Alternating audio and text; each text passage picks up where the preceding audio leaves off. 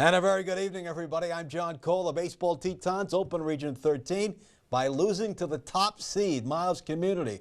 All they did was rip off 4 wins in a row, including beating Miles to win the title. So how'd they do it? We just stayed true to who we were and trusted the process. You know, our fans really came together this weekend, and our defense was also outstanding, pitching staff as well. We had a bunch of guys that went deep into games, and we just never gave up for a second. So You couldn't lose, and you kept her going. yeah, we just wanted to win. That's the only thing on our mind. When we first started out the season, remember how bad it hurt last year when we were in that spot, second place, and we knew we had to come back for some redemption.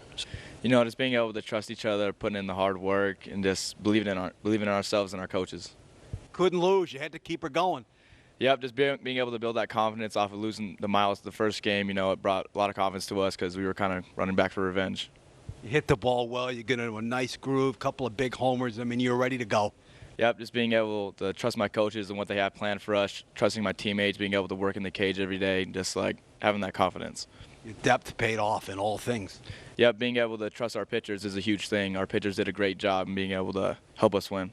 Just playing complimentary baseball all the way around. We took care of the baseball defensively all weekend. Pitchers did a great job giving us a chance to win, and hitting, everybody came through. If somebody didn't come up and get a clutch hit with 1 out or with men in scoring position, the next guy up just picked up the tab, and we kept it rolling all weekend. It was good baseball. You did an outstanding job on the mound, too. Yeah, I haven't pitched that much, but I was just hoping to go in there and give my team a chance to win, and luckily it came out that way, and that's all we can ask for. You felt good at the plate. You hit the ball well. Yeah, it was a good weekend. Just saw the ball well. The whole team did. We really had a good weekend when it came to really all around baseball, pitching, defense, and especially hitting. It was a crazy weekend. A lot of things went our way. I mean, I think the thing that stands out is the grit and toughness of our group.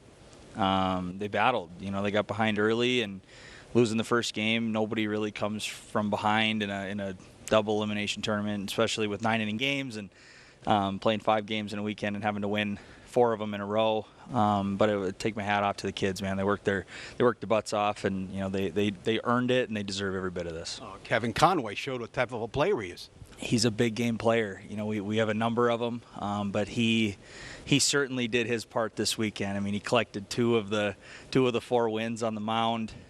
He had to have had at least probably 12 hits, a bunch of RBIs. He had a really big weekend for us.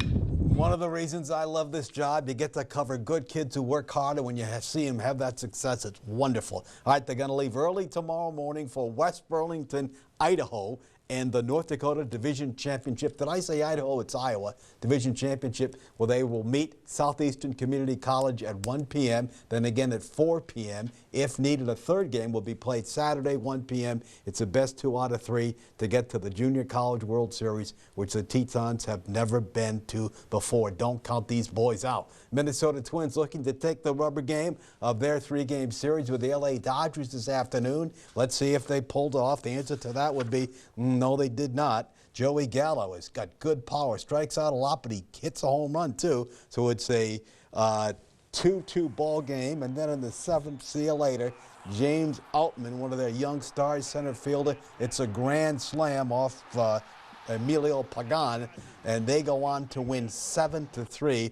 So just like the 1965 World Series, the Dodgers get the Twins once again. So 7-3, your final.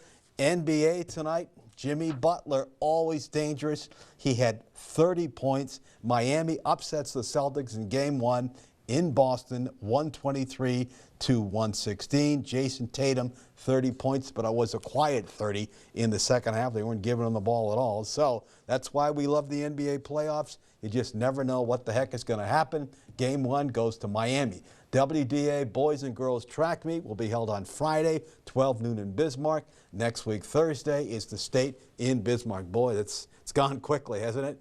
Coyotes at St. Mary's on Friday, and that will be in soccer. And with that, we take a timeout on First News at 10.